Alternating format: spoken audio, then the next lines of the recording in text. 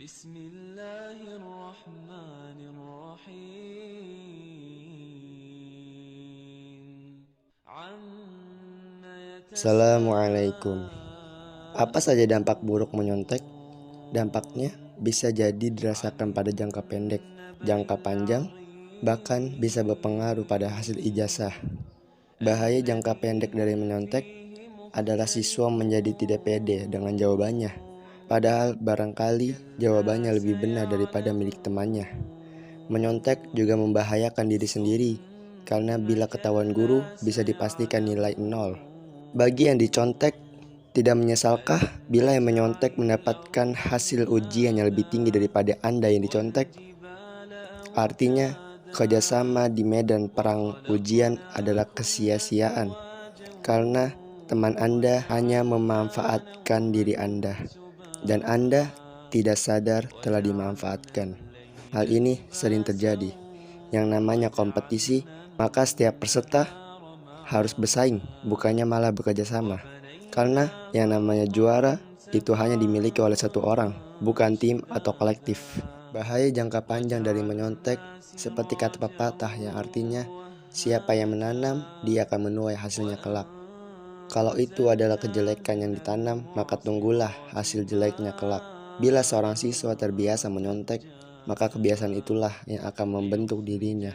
Beberapa karakter yang dapat dihasilkan dari kegiatan menyontek antara lain mengambil milik orang lain tanpa izin, menyepelekan, senang jalan pintas dan malas berusaha keras, dan kehalalan pekerjaan dipertanyakan. Bisa dipastikan saat siswa sudah dewasa dan hidup sendiri, tabiat-tabiat hasil perilaku menyontek mulai diterapkan dalam kehidupan sehari-hari, seperti mencuri, korupsi, manajemen buruk, pemalas, tetapi ingin jabatan dan pendapatan tinggi. Dampak buruk pada ijazah dari hasil menyontek. Syekh Abdul Aziz bin Baz pernah ditanya, ada seseorang yang bekerja dengan ijazah, tetapi saat ujian ia telah berbuat curang dan berhasil meraih ijazah tersebut. Adapun saat ini ia bekerja dengan baik karena hasil dari ijazah tersebut. Apakah gajinya itu halal atau haram?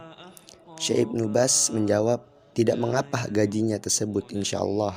Namun ia punya kewajiban untuk bertaubat karena dahulu telah berbuat curang saat ujian. Pekerjaan yang ia tempuh saat ini tidaklah bermasalah, namun ia telah berdosa karena melakukan kecurangan di masa silam. Kewajibannya adalah bertaubat kepada Allah dari perbuatan tersebut.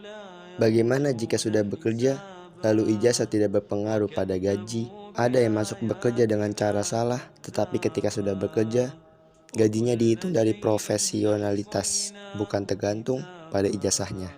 Untuk masalah ini, berlakukan kaidah fikih di bawah ini. Ibnu Asyubki dalam Al-Ashbah wa An-Nazahir juga berkata, yang artinya dimaafkan ketika dilanjutkan, tetapi tidak dimaafkan ketika dari permulaan. Akan tetapi, jika berbuat curang sehingga berpengaruh langsung dalam ijazah, dan ijazah ini berpengaruh pada kenaikan pangkat lalu besarnya gaji yang dihasilkan berarti menjadi masalah. Berusahalah tidak menyontek. Yang jelas namanya dosa selalu menggelisahkan dan tidak menenangkan jiwa. Dalam hadis disebutkan yang artinya, tinggalkanlah yang melakukanmu dan beralihlah pada apa yang tidak melakukanmu. Sesungguhnya kejujuran lebih menenangkan jiwa, sedangkan dusta akan menggelisahkan jiwa. Hadis riwayat Tirmizi. Hanya Allah yang memberi taufik dan hidayah. Wallahu a'lam. يوم يقوم الروح والملائكة